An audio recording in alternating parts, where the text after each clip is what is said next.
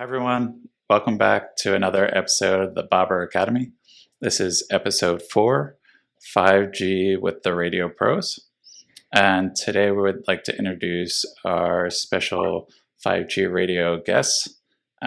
Today we have Jesse he's the CTO and co-founder of BaiCells. And we have Steven, the COO, and Rusty, the CTO of Mosolabs. And lastly, but not least, we have our resident expert, Anne from Bobcat. Expert at asking questions. So, the first things first, what's on everyone's mind right now is what's going on with Mobile Genesis and the token delays. So we want to find out how that has affected people in the industry and the community. And the latest Mobile Genesis launch date we have is August 8th, 2022. So sometime this week. I know the last time we talked, we had said it was going to be 2 weeks ago in our last episode. It's definitely got delayed. But we'd like to try and understand how that's affected the industry so far. So I'm going to kick this over to Anne. What have you seen so far with some of the delays and how that's affected the industry? So I was just following Discord. This is kind of like the best news source of all time. I think just now there's a validator release announcement. So I think that one has something to do with mobile. And then that date is August 10th. So just a guess based on that release, maybe it's going to happen sometime mid to late the week of August 10th. It does seem like, because it seems like in the 5G CBRS channel on the Helium Discord, the devs from PrintFi are pretty active, kind of sharing issues as well as resolving them like on a daily basis. It seems like everything is still working towards trying to get a mobile launch to happen on time, on schedule. So this is kind of what I'm seeing. I don't know if this is also what you guys are seeing too. Yeah, I think absolutely. We'll kind of, to Jess, like how this is affecting the community and the people really interested in being a part of this Mobile Genesis. Honestly, I think the delays have been good to get the bugs out before it goes live, right? I mean, this delay that happened is probably for the better. I mean, if you looked at the potential, reason, maybe the effect on kind of the burn of HNT not being correct. I mean, those are things that you want to get right the first time. So I think it's good, and it was reiterated by, I think, the Helium Foundation guys. We need a little patience, and it's been good to get people up and running, and get more people on the network. I think it just surpassed 2,000 small cells, which is tremendous just today. So it's been good in a sense. It's getting more people on the network, but I can imagine people are a little bit frustrated that it's taken time, but hopefully everyone can have some patience. Yeah, I'd echo what Steven said. So not too much really to add there. We're from radio, vendor side. We're not like exactly in the weeds of helping, Helium on this side of things. But I think one of the major bugs found was, like data, getting deleted and stuff. So there's obviously some things you don't want rolled out in such a rush. So, and there hasn't been like of course, customers are antsy to get their rewards, right? But obviously, like you want to make sure it works well. So, we do get pinged every once in a while. Like, are we hearing anything? But I mean, honestly, like, we're pretty much in the dark for the most part, and we see whatever is going on in public. There's maybe some back-end stuff with other sides of it, but as far as the blockchain, at least myself personally, I'm not too involved in that. So most of the public updates is, the same stuff I get. But anyways, very glad, to make sure that everything's working well before it actually rolls out. It's kind of like having a baby. You got a due date, but you're not really sure exactly when the baby's going to be born. So you just got to be ready. So I think that's the best advice for everyone right now is be ready, be patient. It will come. Absolutely. I know these delays have actually helped me. I recently got a new outdoor radio set up, and I wasn't sure if I was going to make the mobile reward Genesis launch. So I've had another week or two reprieve to be able to get mine set up and up and running. And it went pretty quick. Getting it registered with Freedom Fi only took, I think, a few hours. I thought it was going to take days, but I remember messaging the team in the morning. I had it up, and within a few hours, it was approved after refreshing. And I was like, all right, great. I think it just depends on how many forms they might have that day, But I think we've been seeing kind of similar. That team, the Freedom Fi team, has been really responsive, and I think we should all appreciate the amount of work and how much they're making this a reality, right? So yeah, and you brought up a good point. I mean, I hope that people are having a good experience installing these outdoor devices, but when you're drilling holes and you're outside of your house running cables, it's not quite that simple, and we're trying to make that as simple as possible, though. And I think as an ecosystem, the radios and the gateways, trying to make that straightforward for people. It's really important. And hopefully we can talk about more of that later as we kind of get into the talk here today. Yeah, absolutely. And would you say, I guess anyone, I'll throw this to anyone, have you guys seen a pretty good uptick in sales over the last 2 weeks from the delays?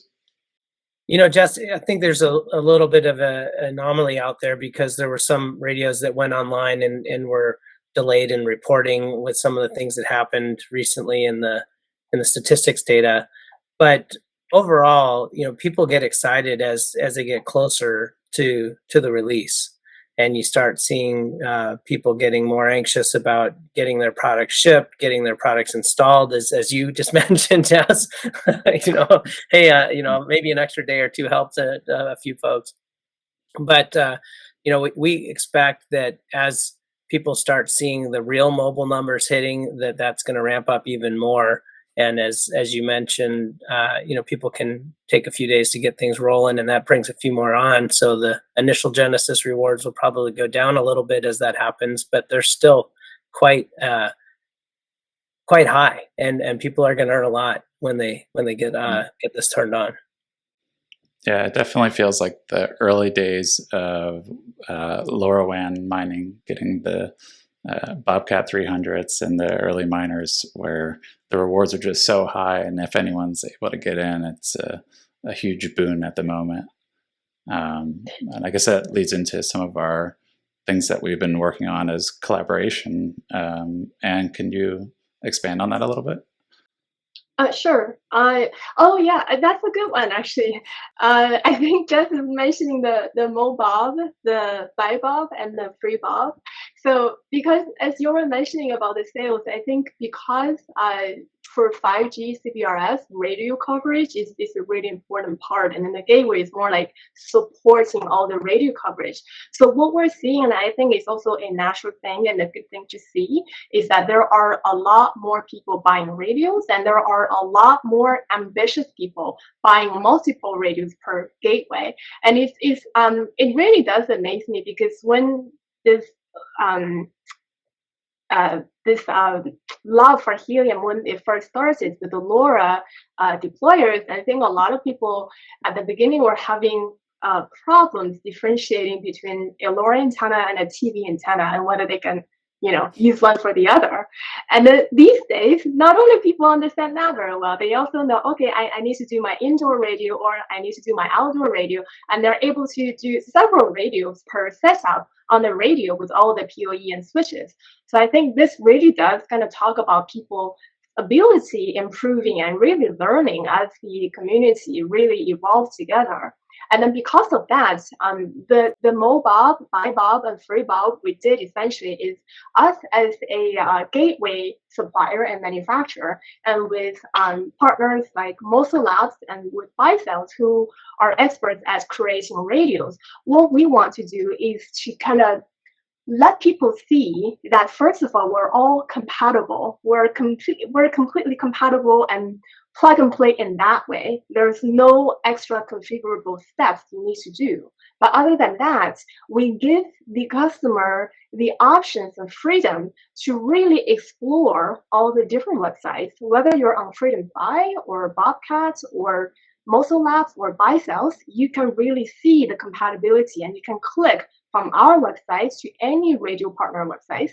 And you can also click from any radio partner websites to our websites so that you can really freely mix and match. And I think that's something that we want to kind of, help point the traffic a little bit and help users see, oh, you're not really tied to one option, but really you can explore, read as much as you want, and choose and buy from wherever you want. Yeah. We're excited about you guys bringing the ecosystem together. I think FreedomFi is doing the same thing too, right? And one of the things we can continue to do is reiterate this kind of interoperability, right? People need to understand, if you have a Bobcat or FreedomFi gateway, it works with Mosolabs and BaiCells radios, whatever you need for your particular deployment, you can mix and match, you can plug multiple radios into either gateway. And so the more education we can do, the more we can help everyone understand that, the better off we'll all be. And yeah, I think MoBob and the BaiBob and all that has been really good for promoting that interoperability. So appreciate that those promotions you guys are running.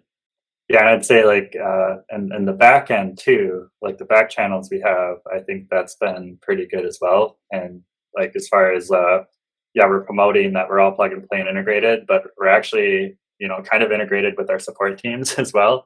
So I know we have pretty good communication there, and yeah, that's been pretty good to have that ad hoc and policies in the back end. So no matter which avenue the customer takes, right? Because customers have an issue, who do they go to, right? Do they go to Bobcat? Do they go to one of the radio vendors? I think there's going to be maybe some slight confusion from customer side, but no matter who they end up pinning and creating that support issue with, I think we have good back-end channels to direct them accordingly. Yeah, I want to add on to that. I think we're talking about when customers are really excited about it. I think internally, our own teams are all very excited about it, and our own colleagues and support engineers and engineers, everybody's buying each other's products just as regular customers. A lot of our support engineers they have bought the Mosolabs indoor and outdoor, and then also the BaiCells outdoor. So it's really great that we have these internal channels where our engineers ask about radio questions, and then the Mosolabs and BaiCells engineers ask about gateway questions. And sometimes we, in the end, say, okay, maybe we all need to ask FreedomFi. But I think it's a really great communication channel where we start already playing with each other's products, just so that we know because we do say that, hey, we're interoperable and we're compatible with each other. Not only do we say that, we act on that. We actually do, play and touch each other's hardware, and to really make sure we understand when something goes wrong, how do we troubleshoot, even if it is not our own hardware. So thank you so much, everybody, for doing that. But yeah, for sure, with the passion that we have internally, and our own support staff is also users, of Bobcat, of Helium as a whole. So I think it's actually pretty key in us being able to support our own end customers as well. Yeah, I think this is a great segue into our next question. With all the collaboration and integration we have with our platforms and radios, I wanted to talk a little bit about indoor versus outdoor and rewards versus utilization. So in the first Genesis period, the reward multiplier favors the outdoor radios. I know there's stats we talked about in our last episode for the multipliers changed, and I believe it's 1x for the indoor, 2x for the lower grade outdoor, and 4x for the high grade outdoor. This is a little bit of a change. Currently, Helium is favoring the outdoor radios. It's likely that the long-term utilization will be indoor radios, without incentives. So after the initial genesis period, where we're getting airdropped, I forget the term that they're using, but we're distributed tokens from mobile for just having a radio up and being at a certain rating for your indoor speed from your router to your gateway, and for having registered the radio if you need to for an outdoor, or just having the radio online with the right speeds as an indoor one, you'll receive these rewards. So you have to meet the certain criteria, but then as long as you do that, you'll be getting those rewards in some sort of multiplier. But currently, indoor versus outdoor is kind of long-term and short-term different values for what people are using the radios for and why they want to buy them and set them up. I know the indoor is super easy. It's kind of like plug and play. I've had a Freedom 5 for a while. One of the, I guess it's a Circom one, and it's similar to the Mosolab one, and they're really useful for indoor, and I've tested them out. But the outdoor I just got set up, and it's really powerful. I set it up on my roof, and I can reach to the end of my block and the corner at the bus station, and I think about 500 apartments. So I'm just getting started with that. But I want to get your guys' opinion on indoor versus outdoor and the reward current setup and long-term utilization of providing coverage to a larger area network.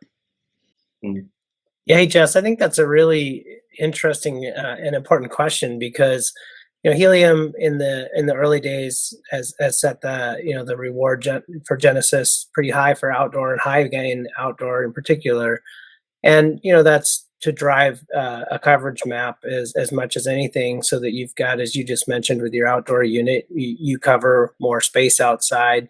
It's easier to validate that coverage because people that aren't in whichever facility you install it can validate. But as you mentioned, the indoor unit has a lot of potential for being very good for rewards. Even though it's a lower multiplier, it's much, much easier to install. You either don't need professional assistance as often, and it's also, as Ann mentioned early on, you can install many devices together. So for future applications where you're in a frequently traveled location, a small business, for example, say it's a cafe or a mall or any number of businesses that are the majority of the businesses around the US where you have indoor coverage challenges, it becomes very, very handy to have an indoor unit. And so we expect that a lot of usage will happen on those indoor units. And because they're not expensive and easy to install, the rewards for your investment are actually pretty good on an indoor unit or a set of indoor units at this time. At the same time, we do appreciate the outdoor. I personally have both indoor and outdoor units, and you see a lot of different benefits from the outdoor unit if you're trying to cover an area outside. And we've done some installs that cover busy metropolitan areas with lots of mass transit, and yeah, you're going to get a lot of users if you cover an area like that.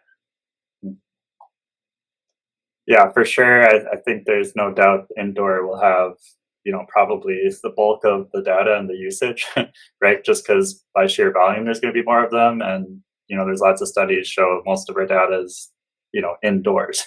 But outdoor, it does make sense that they make the Genesis period, have higher multiplier for outdoor. One, in the economics, right? Outdoor is way more expensive. So, you want to reward people for putting that investment in. And yeah, it draws a larger map, right?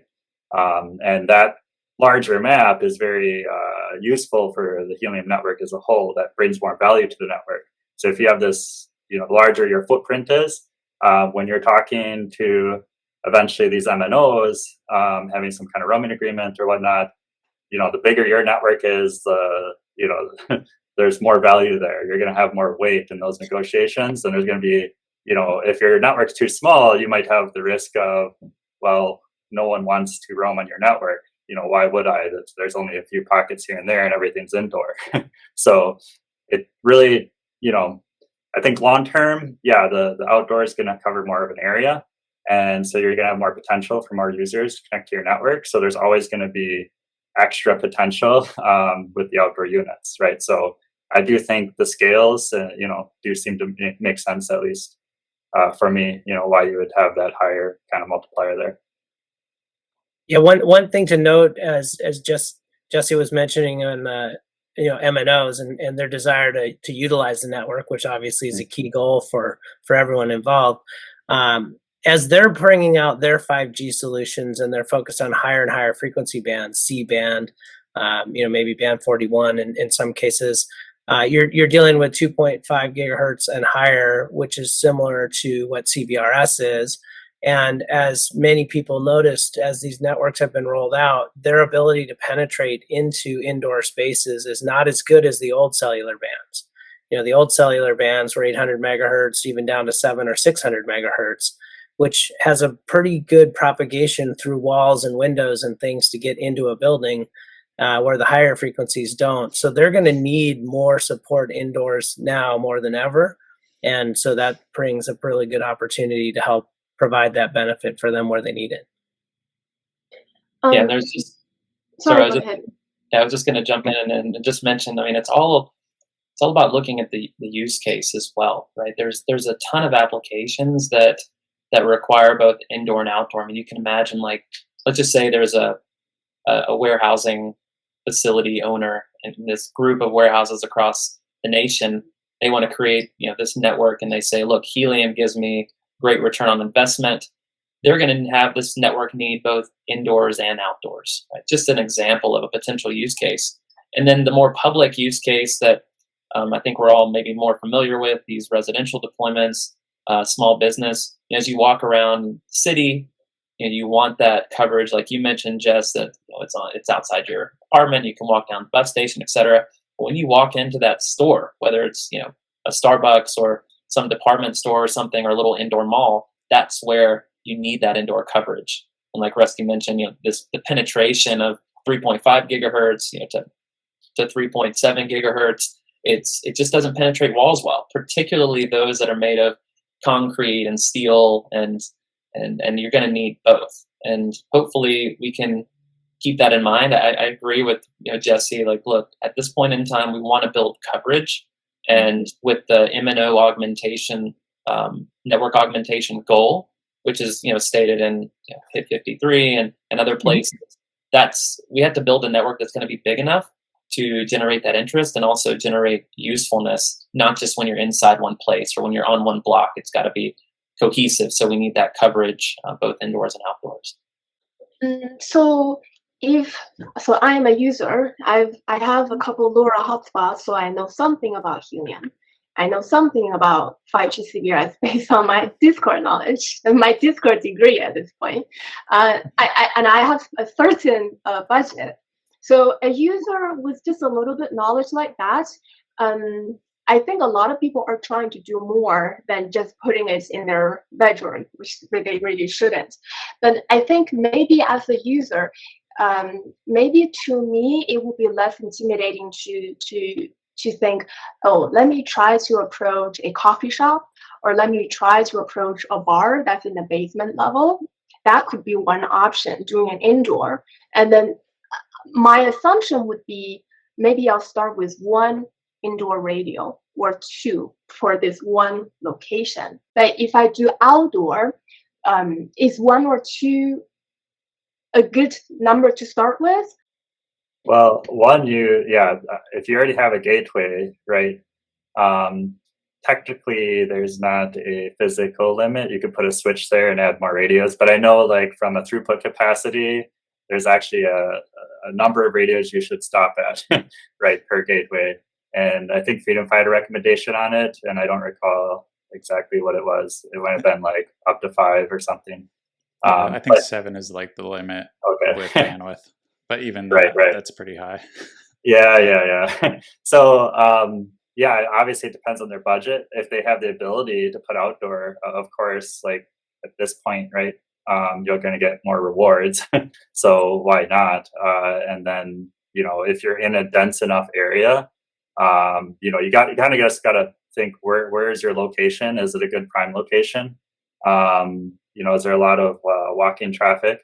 Are you, maybe in a high enough building that you have really, good potential, right, for large coverage area?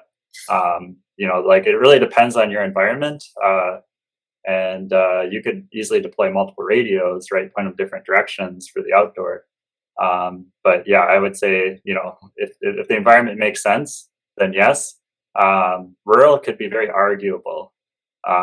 In one case, the thing is, once these neutral host kind of setup starts working and MNOs can start utilizing the network, they're still going to prioritize their own cells. But if you're rural enough where there's like almost zero to no coverage, well, maybe now it starts to make sense, right? You might have a more advantage than being in a very urban network or setting. So rural could still make sense, but in general, like you want to be somewhere that's going to have traffic, and you want to be up high, right, and have as much coverage as possible. But I guess it would all depend on budget, right? I wouldn't look at it as should I do indoor or outdoor. I would do both if the budget, allows for it, and if the outdoor makes sense. Yeah, and I think, and to follow up on your question about, how many radios to install, really you want to look at the area that you want to cover. And, obviously in the Genesis period, the more radios, the better. You're going to get more rewards for having more radios. So yeah, recommend to get as many as you think your budget can handle. But then point those radios towards places where there's going to be traffic and users, because then you'll get more usage rewards later on. So, and that's really important, and especially if you're building an outdoor network, pointing the radio towards where the traffic is or where the users are, is just real common sense. Okay, I have one more question to follow. So, Jesse and Steven, I have asked you guys both actually about the indoor radio, because I do have an indoor BaiCells and an indoor Mosolabs. I put it at home, and I want to make sure that it is okay at home. And the answer that I get from you guys is yes, it's an indoor radio, so don't worry about it. It's okay that you put it at home. Just so like I feel safe. Like, okay, it's a good distance. Since you guys both have outdoor radios, the 430, and even the 430 is for BaiCells, and Mosolabs, you guys have this outdoor radio. I think we were talking about those ideal scenarios where people are doing their homework, going out and really doing proper deployment, or try to. But I think there are also a lot of cases where they're just putting it on their balcony. So two questions really. One is it safe to put it on the balcony, say like, okay, I just pointed not to myself, I pointed outside. Is that good enough? Because at the end of the day, it is an outdoor thing. You're not supposed to, put it where you sleep at night. And then second is that how effective it will be if it is placed on the balcony as an outdoor unit. Yeah, so you bring up a interesting question. I mean, safety around these wireless networks has been a topic of choice the past couple of years, even like major news outlets. But I think that when you look at the FCC ratings, right, that's where you really want to look at. You say, okay, these indoor devices are rated at a certain power level, which is, tested based on, the impact to humans and life around it. And these are safe for indoor. And that's why, these indoor devices are up to 30 dBm per 10 megahertz channel. And you can put your hand on it, you can put it close to you. It's made so that it's not going to harm you. The outdoor devices are outdoor because they have a higher transmit level. And so at that point, you don't want to necessarily stand in front of it all the time or put it in a place where people are going to be congregating near it. I would say, I don't think there's necessarily any like real danger to you. It's, but when you kind of look at the safety, I would not. There's not really a safety concern. Like if you have two and you're right beside me on this desk, not a worry. And I think that Jesse and Rusty here, I mean, we've all been in labs and places for a long period of time around these radios for many, many years, and we all still have 10 fingers and whatever. So no one's growing anything. Yeah. I think the other thing Andy mentioned is, how do you feel about it in your house? I mean, these are FCC approved devices. I mean, I think most people don't even think about putting a Wi-Fi router in their house. It's really the same kind of thing. So, you don't have a concern there. And on the outdoor radios, one thing to note is that they are directional. So, you point it and it's really transmitting in that direction, and it's intended to transmit in that direction, so that power that you're paying for is going further towards the audience that you're trying to reach. And so, the power level in front of the radio is obviously much higher than it is behind the radio where it's minimal. Does that also apply for like the BaiCell 436H? I know that one has like an external antenna. It's not built into the unit itself. And I believe like the one that they recommend is omnidirectional. It's optional. So Okay. it's you can add a directional antenna or an omni. I know the omni's been a popular option because, just one radio is needed to provide 360 coverage. Obviously, you lose out a bit on the coverage because omni antennas don't have the same, antenna gain. So your coverage footprint won't be nearly as high, but it's a cheap way, right, to offer 360 coverage. So yeah, in that instance, yeah, you're 360. But generally, with a 436, you're probably not putting that with an omni like on a balcony. It's going to be somewhere like on a rooftop or somewhere that's at a higher point, so that you're actually hitting that 360-degree coverage. But yeah, the 436 is a bit more powerful than the 430 or any of the lower power radios. And then if you match it with a higher gain antenna, yeah, you're getting a total combined ERP that is a bit higher. But even then, the CBRS like allowed output power is still, in the industry, is still considered quite low. Compared to what the carriers are typically deploying outside of this band, their radios are much, operating at much more higher power than these are. So CBRS is, relatively very safe, compared to the other licensed frequencies that we're typically, getting on our cell phones. And they're usually being set up on a tower somewhere with a clear line of sight. So. Oh yeah, and there's a huge, distance, between, us and the radio transmitter. But but CBRS is pretty low power in general, so it's not at any kind of power levels, that anyone would have to worry really about the RF exposure of it. Okay, I think this might be a good question also. To either of you, Mosolabs or BaiCells, have any new radios coming out in either indoor or outdoor that are either higher power, lower gain, or different types of setups? Anything you can talk about? If not, we can skip. We're getting short roadmaps now, right? No. I mean, what I could say for 5G, obviously that's a focus for us. So like right now, I know like 5G is a big marketing like phrase for Helium, but they're actually the 4G LTE radios. The true 5G radios, will be coming next year. But right now, like there's a big debate over is the extra cost of 5G really adding any benefit to the network? Because in reality, there's very minimal throughput difference, right? So if we're just talking about capacity and all that, like 5G isn't bringing a crazy amount right to the game, and it's also costing a lot more. But either way, we're looking at those economics, and so that's kind of what the path is, right? Here's our 4G radios, and then upcoming we'll have 5G, path for what that looks like.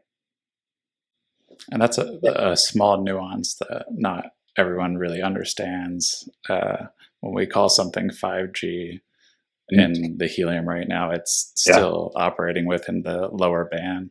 But there are true 5G radios that will, I guess, come out at some point. Yeah, absolutely. I mean, we're kind of just echo kind of that timeline from Jesse. I mean, 5G makes sense for kind of a next phase here.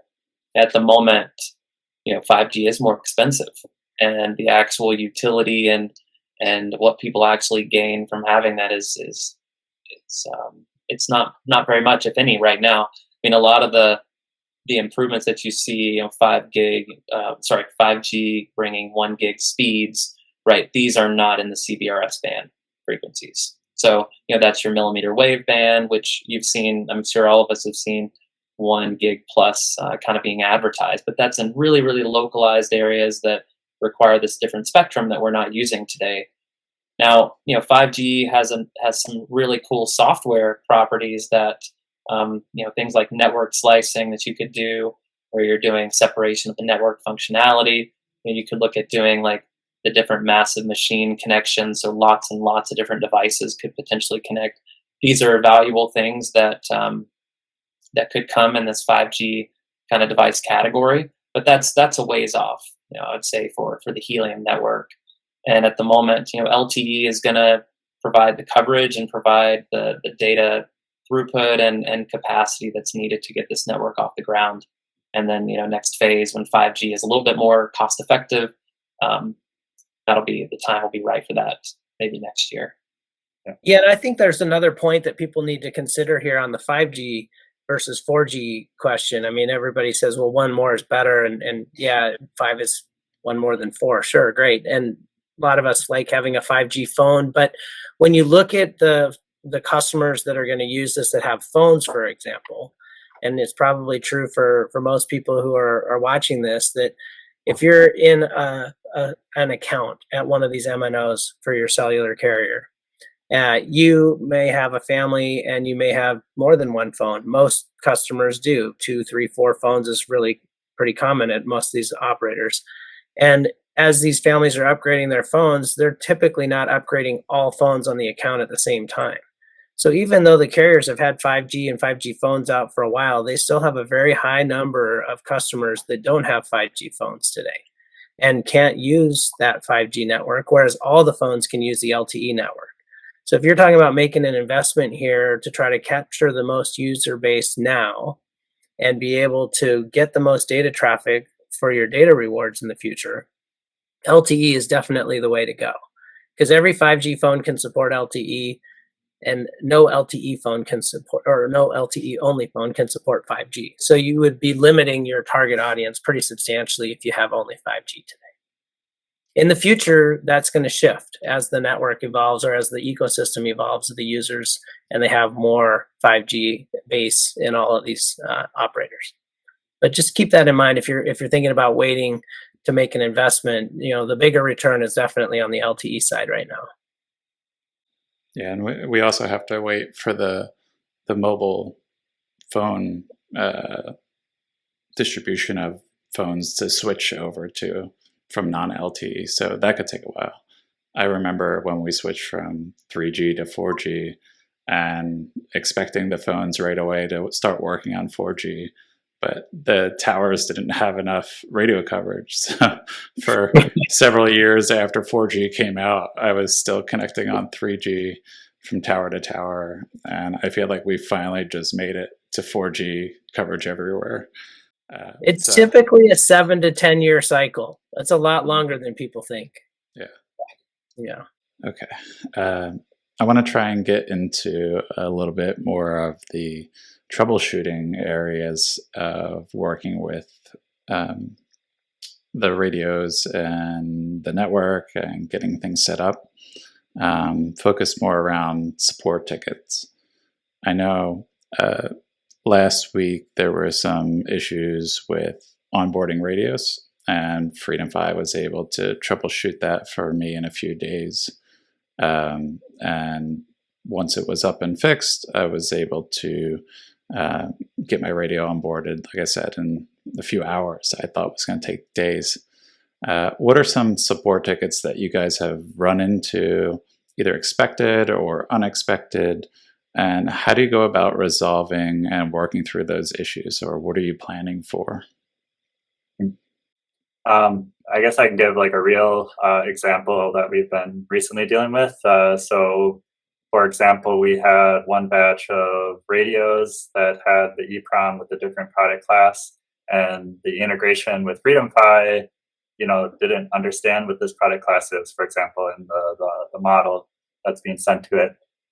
So it won't show up in the radio dashboard, right? So customer plugs it in, goes to the dashboard, and it shows no radio connected. So we started to see an uptick of those kind of tickets, and then through troubleshooting with FreedomFi, found out the cause. So they have actually, in that example, they have an update being pushed out over the air tomorrow, is what I was told. So like there's little things like that, which actually makes us slightly thankful, but there's kind of been a pushback,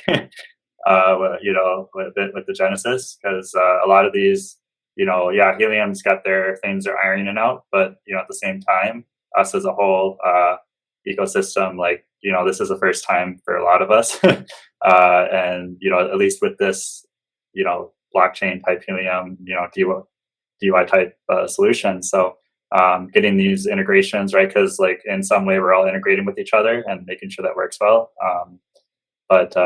So just that's one recent example that we saw an uptake of, but we were able to coordinate with FreedomFi to get that result.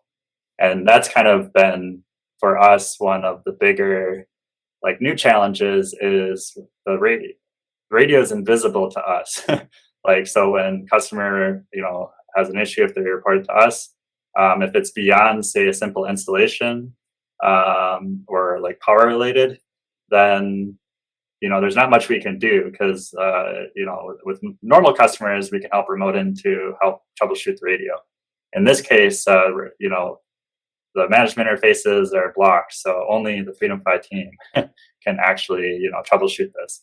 So like navigating that has been kind of a new workflow for us.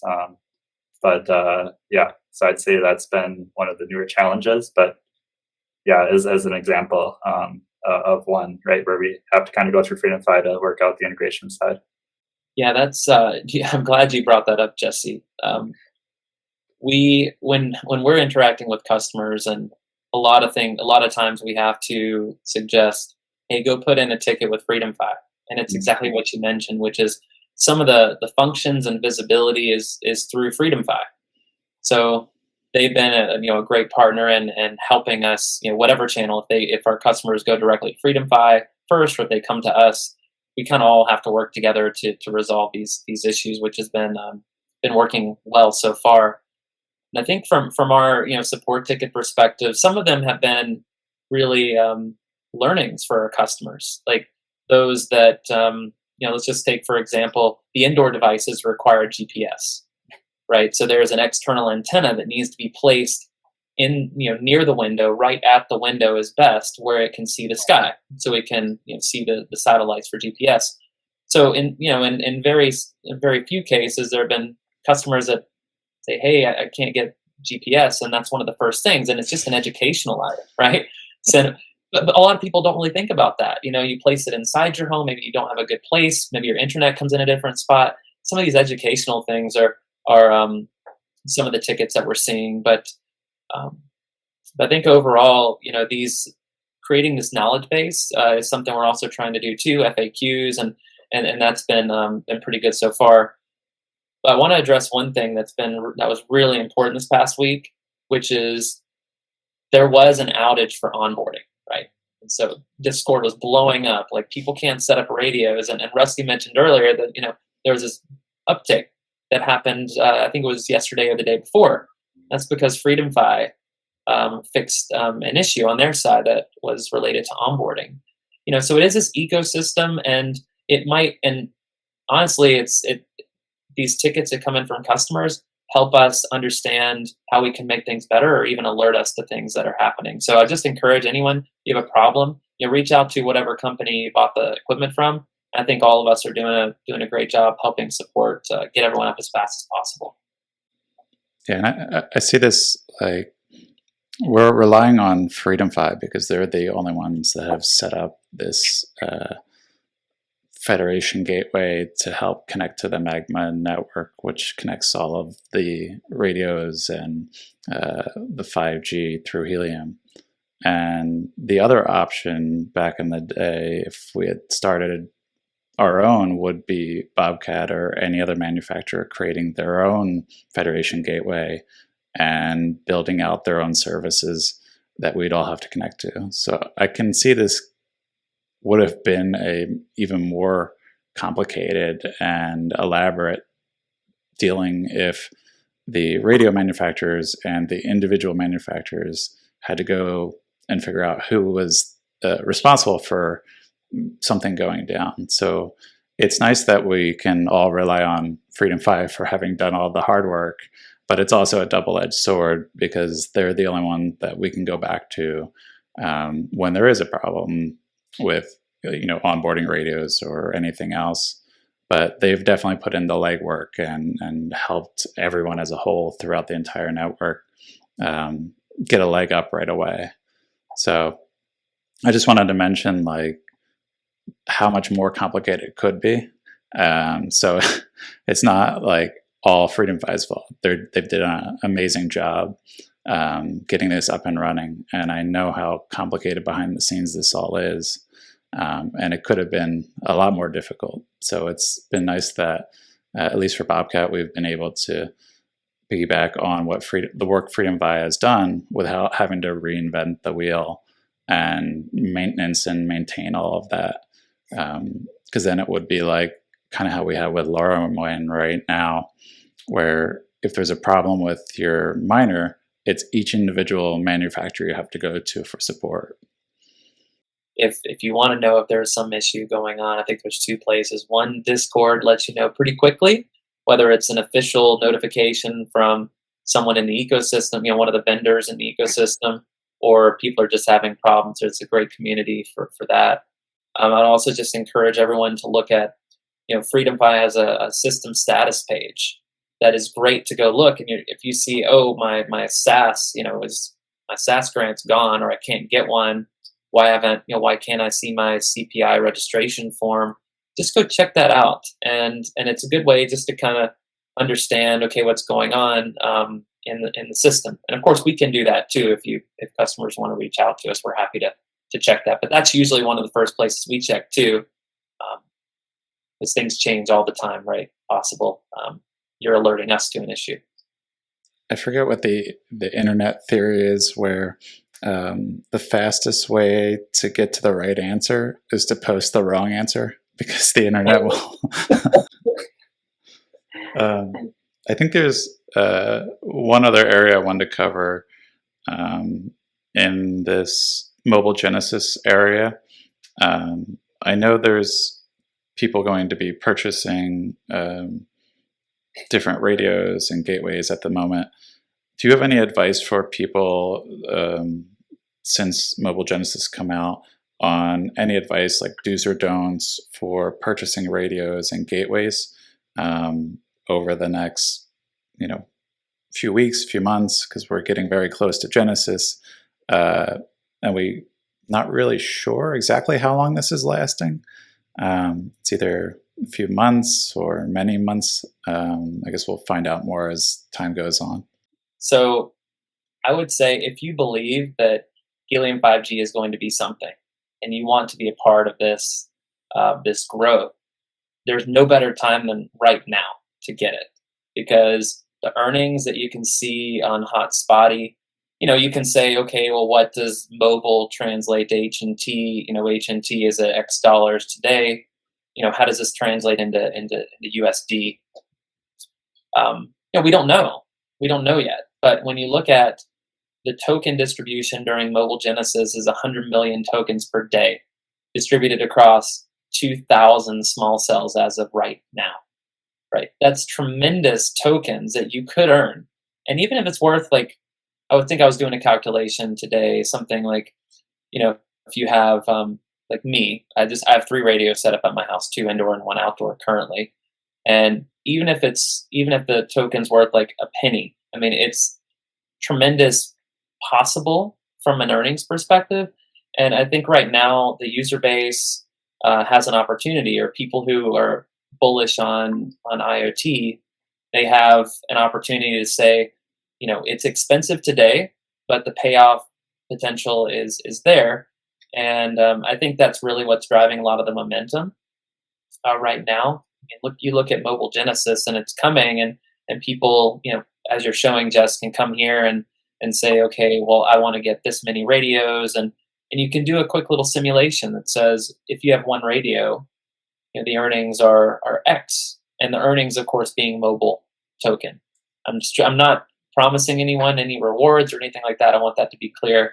But there will be a translation to HNT coming at the end of the Genesis period, and that will translate into potential real dollars. What that is, we don't know at the moment. But yeah, I mean, look, you got to look at your financial situation, where you can deploy it, and now's the early time. So I would just recommend anyone that's really interested on the cusp, get an indoor radio bundle. And you can set it up, and it takes no time. Anyone can do it following the user guides from any of the vendors, and you can get started and be a part of this ecosystem from the beginning.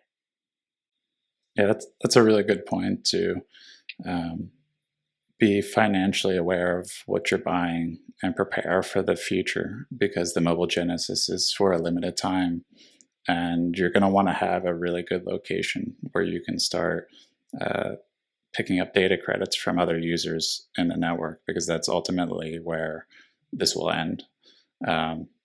So it's buyer beware, but also do your due diligence, do your research, and know you have a good location that you can actually grab.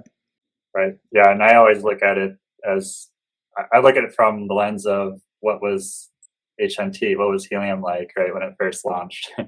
And I remember actually being one of the first users of it, because it was a very interesting concept, buying like their first gen hotspot and everything. And yeah, obviously you were rewarded handedly, being a first user. And if you look at the math as far as how many tokens, right, they're planning to divvy out for mobile, and a huge portion of that is in that Genesis period. Right, so if you're one of the first movers, and you believe, in this network, and the potential for it, it's a huge advantage for anyone who can deploy it during this time. Do we know how long Mobile Genesis is gonna last? I think there are people who think it's a couple months, and the mappers are coming out in a couple months, or some people think, oh yeah, this is going to last like 8 to 9 months or even a year. Do you guys have any insight on this? I personally don't. I've heard mixed answers when I tried to get the insight too, but I do think like a lot of it does center around the witness, right? Once that becomes readily available and they start pushing that, that does sound like that timeline is maybe when they turn off the faucet a bit. But from my own thinking, I couldn't get any straight answers either. But I would hear from a few months, is like the most average I'm hearing, is it'll probably last for a few months.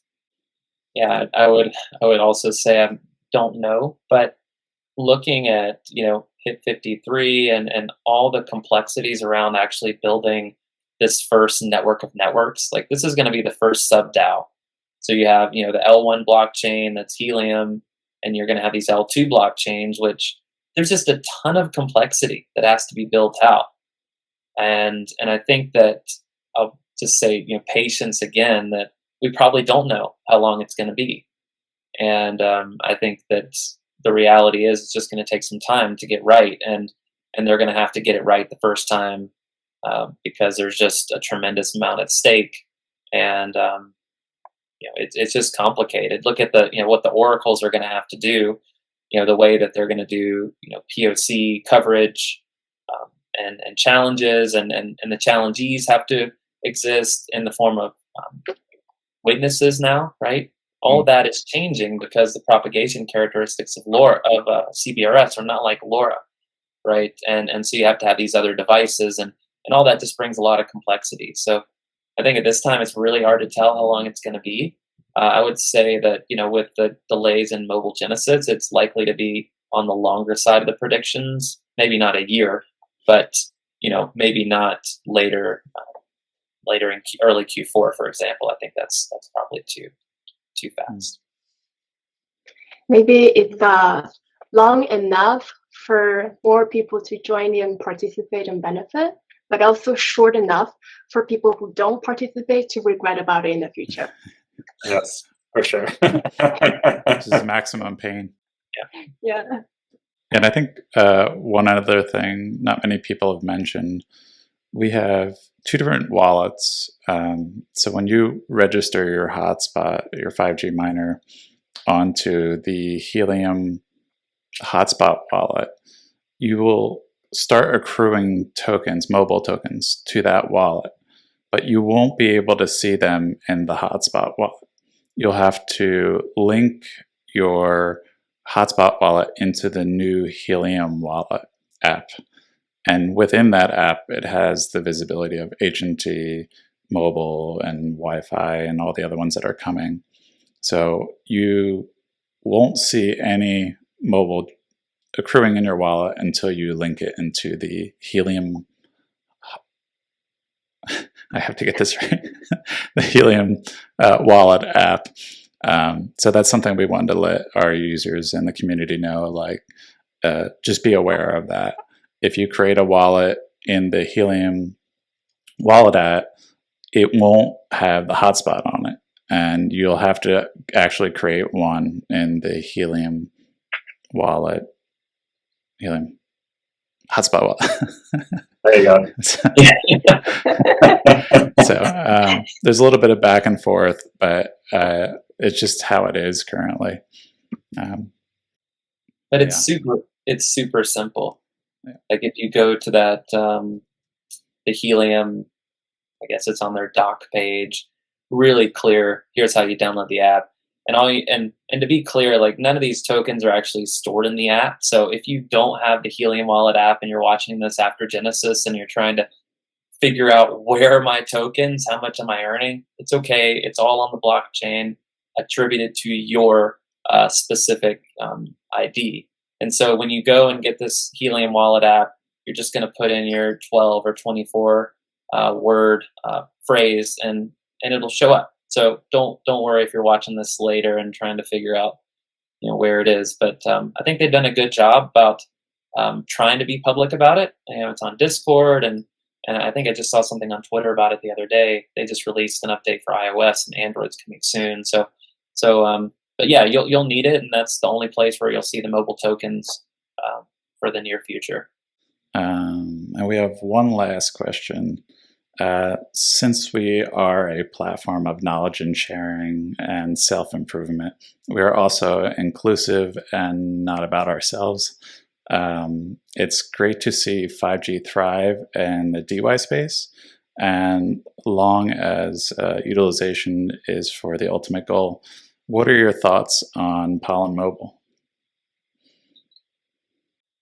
I can take a stab first. So, like, they're just doing it different, is all. Like, they're trying to utilize blockchain in the same way Helium is, as like a incentive to reward the actual users who are helping build this network. But they're trying to be their own network, right? Versus where Helium is trying to be this open kind of network of, in my vision, I think the big use case would be the neutral host, right, where MNO operators, could utilize this network.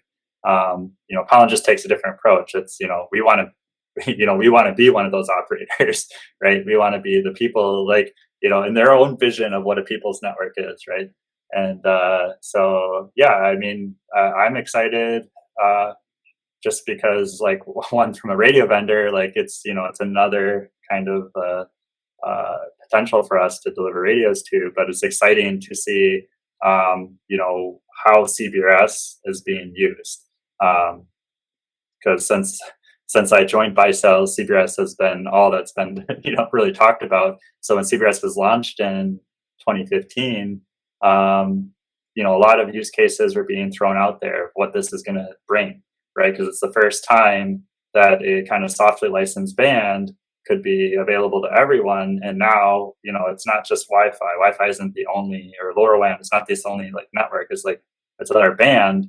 And now cellular could be a use case for anyone. So there's a lot of enterprise use cases and so forth DeWi was was nowhere on anyone's radar at that point. So to me, it's exciting to see how, this is like kind of what's bringing like suddenly a lot of volume to this band. But yeah, following CBRS from the beginning until where it's going now brings me a lot of excitement because I've been in it from the beginning. So yeah, I'm happy that there's more than one kind of network, taking a similar approach to DeFi. A little bit of competition. Yeah. And it's validating the use case, right? It's validating this idea that decentralized networks are a viable idea, right? And I do agree with Jesse that they're just a different approach, I think, right now with Pollen. And what I think is going to happen, and not to be too, not to lay on the pun here, but there's going to be some cross pollination here of what's working in both networks. I mean, that's what's going to happen, right? Whether it's the radios that we're designing are going to be used in both places, like you see them now for BaiCells, and we'll be launching on that network here in August. So the hardware that we're building is applicable to both networks, and I think that's good for our users, that they'll have options and they can choose what's best for them. And ultimately, it's great to see some really innovative use cases on CBRS. I remember just little story. I mean, Jesse, you've been in it for a long time. I think a couple of years more than I have. But back in 2019, we started looking at this and thinking, how is this? What's the viability of this? What are the use cases? And everyone's talking about private networks, and we were trudging along with that for a long time. And now I really think that this is bringing CBRS to life beyond just being another band for the MNOs, which is what the life, what it could be if we didn't have groups like Helium and like Pollen trying to do something different. And yeah, so no, really excited about what's going on at Pollen too. And ultimately, there's one other thing that kind of ties all this together, right? They're both using Magma at the core. So all of us benefit, again, this cross-pollination of like anything that's innovative on the back end is going to be good for this, just the carrier grade level of the Magma platform, which, you kind of think back, that was an open source project. It is an open source project. That's also what's cool. Like a lot of this stuff is being built on open source, which I think carriers might snub their nose at, and some, some parts of that group. But I think with these networks, it's saying, okay, let me take a second look at this. How can I make this viable? And yeah, just really excited about where both the projects are going right now. So from, say, like your different customer bases, as well as working with the partners, do you see the possibility, or have you heard of any requests, say, can the two roam onto each other? And also, as a user, right, I would love to make PCN as well as agency or mobile at the same time. Do you see this as a possibility? If it's going to happen anytime soon? Yeah, I think you'll see it because there's no technical limitations as far as, not being able to do that with a single radio. But right now, the way that both networks operate, the way the firmware images are written, right, there'd have to be like almost kind of an agreement in a way between the two as well. But I do think there is a way to make it work. It's something that we've discussed internally. It's been highly requested, I think. So I think you probably heard the same, but I'm sure all of us have. So yeah, because if a user knows, well, right now they're picking one or the other, right? And in most cases, if they're that interested or into it, they're probably doing both, right, at the same time. But yeah, they probably could save money by, having one radio be able to sit on two blockchains. It is a bit complex to make something like that work, but it's, from at least my internal review of how everything works and integrates, like it's technically not impossible. And it, maybe there could be some radio developed that's purpose built, right, for duals. But yeah, at the moment, like there's been internal like review and discussion on this subject, but yeah, it's just something that's just not feasible at the moment. That makes sense. Yeah, I think Jesse covered it. I think we're in the same boat. Yeah. Technically should be possible, but Yeah. you know, there's some other discussions that have to happen to make that work. Yeah. Maybe we'll say that if you want that to happen, upload this video, Yeah. right? If we get like 1 million likes, and then we'll help you make it happen. That'd be great. Subscribe and like, and what is it, like, hit the bell? Subscribe and like, yeah, exactly. Where's the bell at there? We'll add it to it later. All right. This was a lot of fun. We really appreciate Mosolabs and BaiCells both coming on and giving us your time and insights into this world of 5G and mobile and radio. We definitely learned a lot today, and it was really great having you all here. Do you guys have any closing thoughts or comments? I guess I'll just start. I mean, we're all really excited about Mobile Genesis. I think we're really just getting started, and I just felt some real excitement today. There was a tweet by Amir just saying, "Look, we just surpassed 2,000 radios." I mean, and you look at that in comparison to the 900,000 plus IoT miners. We're really in the infancy, and I think that with there's a lot of news that's been happening this week with Helium, and I think that Helium 5G's been a buzz, or will be a buzz, kind of coming in the next week or so.